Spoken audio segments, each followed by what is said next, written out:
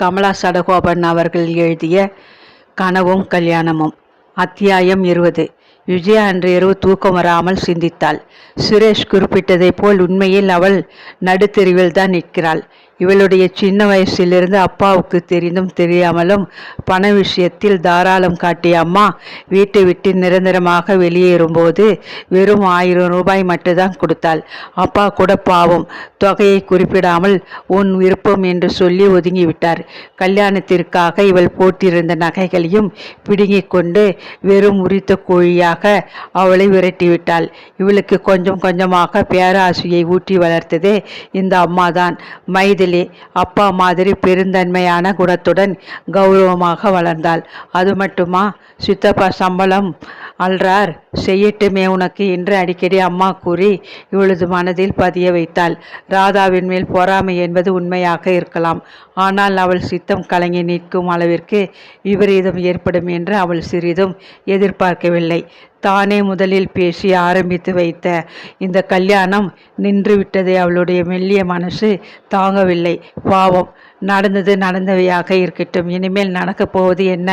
வேலையும் இல்லை, கையில் காசும் இல்லை, தற்கொலைதான் இனி ஒரே வழி. எப்படி சாவது? உறவுகளால் ஒதுக்கப்பட்ட இவள் பிணமாக கூட அவர்கள் கையில் கிடைக்கக்கூடாது. அப்பா, நான் ஓடி போனவள்தான். ஆனால் உடலால் நான் கலங்கப்பட்டவள் இல்லை. நீங்கள் வழிபட்ட தெய்வம், உங்களுடைய புண்ணியம்தான் என்னை தவறு ஏற்படாமல் காப்பாற்றியது. இதுதான் உண்மை. அப்பாவை நினைத்தவுடன் அவள் கண்களில் நீர் நிறைந்தது. அவர் அடிக்கடி கூறும் பகவானின் திருநாமங்கள் நினைவில் எழுந்தன. கிருஷ்ணா, கோவிந்தா, ரிஷிகேஷா, நாராயணா. அவளுக்கு மேலே சொல்ல விடாமல் கொட்டாவி வந்தது. சிரித்தாள். அடுத்த நிமிடம் தூங்கியும் விட்டாள். ராதாவிற்கும் சங்கருக்கும் திருமணம் நடந்த சத்திரத்திலேயே அன்று மாலையில் வரவேற்பு நிகழ்ச்சி நடந்தது. ராதா கலகலப்பாக எல்லோரிடமும் சிரித்து பேசினாள். அவளிடம் எந்த குறையும் மாற்றமும் காணப்படவில்லை. ராதா, என் கையை கொஞ்சம் கிள்ளேன். இந்த கல்யாணம் உண்மையாகவே நடக்கிறதா, இல்லை இது கனவானே எனக்கு சந்தேகமாக இருக்கு என்று சங்கர் அவள் காதுகளில் கிசுகிசுத்தான். இத்தனை பேர் நடுவில் வேண்டாம். அப்புறம் நாம் 2 பேர் மட்டும் தனியாக இருக்கும்போது கிள்ளுகிறேன். இந்த தடவையாவது நாம் இருவரும் ஹனிமூன் போகலாம் என நினைச்சேன். லீவு கிடைக்கல. நாளைய மறுநாள் நாம் ஃபாரினுக்கு புறப்பட்டு போக வேண்டியது தான். இந்த தடவையாவது என்ன இந்த தடவை உளறல்? இப்படி சொல்லும்படியா நீங்கள் எத்தனை தடவை கல்யாணம் செய்துருக்கீங்க? சங்கர் தவறை உணர்ந்து சுதாரித்து கொண்டான். அது சரி ராதா, எனக்கு இப்போ ஒரு சந்தேகம். நம்ம முதல் இரவு இங்கே நடக்க சம்மதிப்பியா? நாளைக்கு மறுநாள் ஃபாரின் புறப்பட்டு போகிறோம். அங்கே புறப்பட்டு போனது அப்புறம் தான் கண்டிப்பாக சொல்லிடுவியா? ராதா சிரித்தாள்.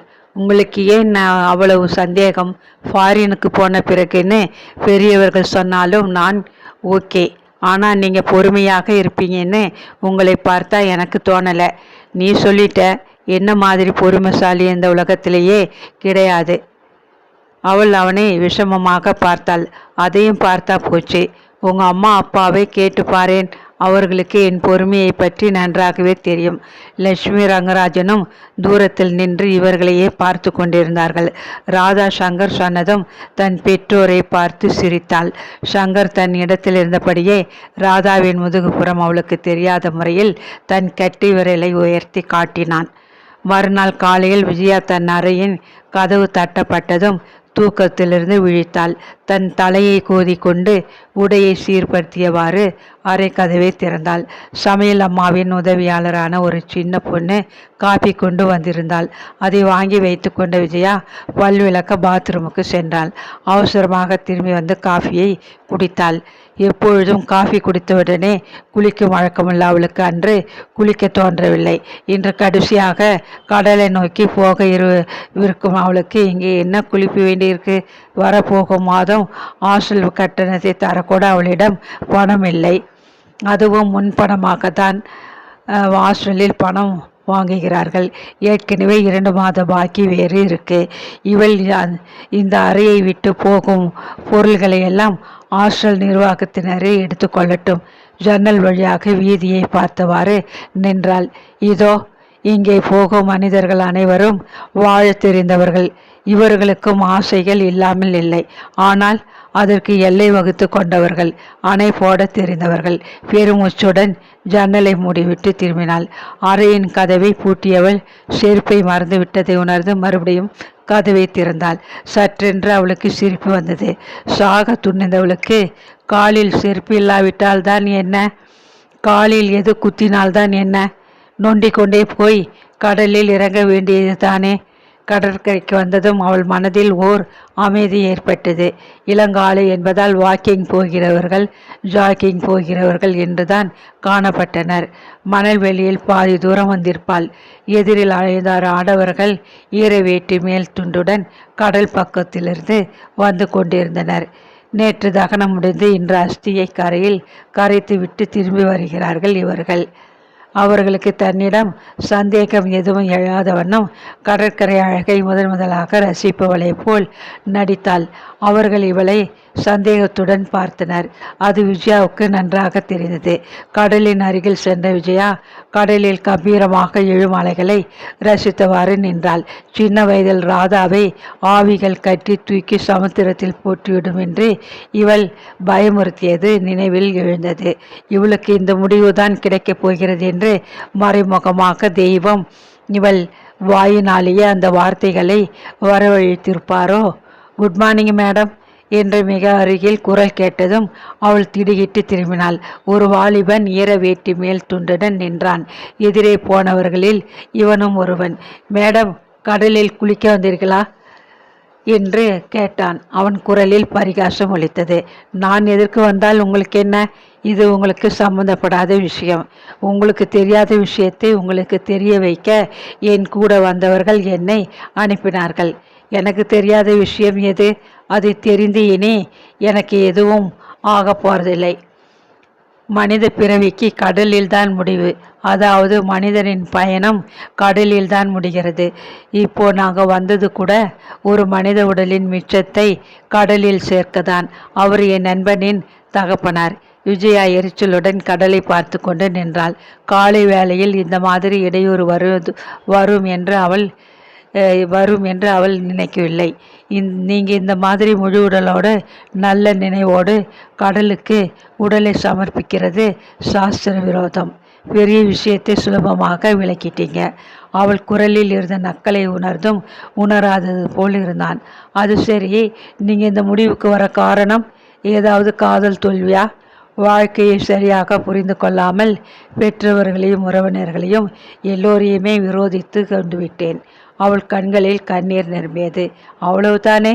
இதை கடலின் முன் நின்று சொல்லி அழறதை விட உங்களுக்கு வேண்டியவர்களை கூட்டி இப்போ நீங்கள் என்னிடம் சொன்னதையே சொல்லி அழுதுட்டா எல்லாம் சரியாக்கி போகுமே. அவள் லேசாக சிரித்தாள். நீங்கள் வேடிக்கையாக பேசுகிறீங்க. நீங்கள் பேசி பேசியே எந்த இறுக்கமான சூழ்நிலையையும் மாற்றி விடுவீங்க போலிருக்கு. இதை ஒரு குவாலிஃபிகேஷனாக மதித்து இந்த காலத்து பெண்கள் ஏற்றால் எனக்கு என்னைக்கோ கல்யாணம் ஆகியிருக்கும். சாரி மேடம், நானே சரியான சூழ்நிலையிலே இல்லை. நான் வந்த காரியம் முடிந்து இன்னும் ஸ்நானம் கூட செய்யலை. கல்யாணத்தை பற்றி பேசினது தப்பு. பரவாயில்லை, என்னிடம் பேசலாம். ஆமாம், கடல் மனிதனுக்கு பயணத்தின் முடிவு என்றால் கல்யாணம் என்பது ஆரம்பம். முடிவும் ஆரம்பமும் சேரும்போது ஒரு வட்டம் உருவாகி விடுகிறது. ஈர துணியுடன் நீங்கள் நிற்கிறீங்க. உடம்புக்கு வந்தால் கஷ்டம். புறப்படுங்க. எப்படி நான் போகிறது? உங்கள் கண்ணீர் கதையை சொல்லுங்க. கண்ணீர் பெருக்கி கடல் மட்டம் உயரும். உங்களுக்கு அது இன்னும் வசதியாக இருக்கும். விஜயா தாங்க முடியாத கோபத்துடன் கத்தினாள். நீங்கள் போக போறீங்களா இல்லையா? என்னை எந்த பக்கம் போக சொல்கிறீங்க? வழிகாட்டியா கடல் பக்கம் போகட்டுமா? உயிர் காப்பாளனாக மணல்வெளி பக்கம் போகட்டுமா? நான் எதையும் சொல்ல விரும்பலை. என் வழியிலே என்னை விடுங்க போதும். எங்கள் அம்மாவும் தான் போகணும்னு துடிச்சா. ஆனால் தன் ஒரே பிள்ளைக்கு கல்யாணம் பண்ணிவிட்டு தான் போவேன்னு பிடிவாதம் பிடிச்சா. என்ன ஆச்சு? எனக்கு கல்யாணம் நடக்கலை. 3 மாதம் முன்னே எங்கள் அம்மா போய் சேர்ந்தாச்சு. பரிதாபத்துடன் அவனை பார்த்தாள். எந்த பெண்ணும் எனக்கு மனைவியாகலே. எல்லா பொண்ணும் பட்ட படிப்பு படித்து முடித்திருக்கிறார்கள். நான் பட்டம் வாங்கினவன். ஆனாலும் என் மனைவி என்னை விட கல்வியில் குறைந்து இருக்க நான் விரும்புகிறேன். விஜயாவிற்கு சலிப்பாக இருந்தது. இதையெல்லாம் என்னிடம் ஏன் சொல்கிறீங்க? எரிச்சலுடன் அவள் கேட்டாள். நான் என் கல்யாணத்துக்காக பெண் தேடி அலைகிறேன். நீங்க கடலில் விழப்போகிற பெண். என் எதிரிலே ஒரு பெண் வீணாக உயிரை விடுறதை பார்க்க என் மனசு தாங்குமா? கடலில் விழுறதை விட என்னை கல்யாணம் செய்துக்கிடுறது கொஞ்சம் தேவையில்லைங்க. விஜயா வாய்விட்டு சிரித்தாள். மறுபடியும் தப்பு பண்ணிட்டேனே. அஸ்தியை கரைச்சிட்டு என் வாழ்க்கைக்கு அஸ்திவாரம் போடுற மாதிரி எனக்கு கல்யாணம் பேச ஆரம்பிச்சிட்டேனே. கவலைப்படாதீங்க, ஆரம்பம் ஆரம்பத்திலேயே நிற்கும், மேலே தொடராது. அவன் எதையோ யோசித்து கொண்டே அங்கும் இங்குமாக நடந்தான். இப்படி சொல்ற விஜயா? அவள் தாங்க முடியாத அதிர்ச்சியுடன் அவனை நிமிர்ந்து பார்த்தாள். நீங்க நீங்க யாரு? என் பெயர் உங்களுக்கு எப்படி தெரியும்? அவள் தடுமாறினாள். நீ ரங்கராஜன் ஆதரவில் இருந்து காலேஜில் படிக்கும்போது நான் உன்னை பார்த்திருக்கிறேன். நீ என்னை பார்த்ததில்லை, ஆனால் கேள்விப்பட்டிருக்க நீ என்னை பற்றி. விஜயா குழப்பத்துடன் அவனை பார்த்தாள். அவளுக்கு அவனை யாரென்று சிறிதும் கண்டுபிடிக்க முடியவில்லை. ஒரு குறிப்பு கொடுக்கட்டுமா? விஜயா லேசாக தலையசைத்தாள்.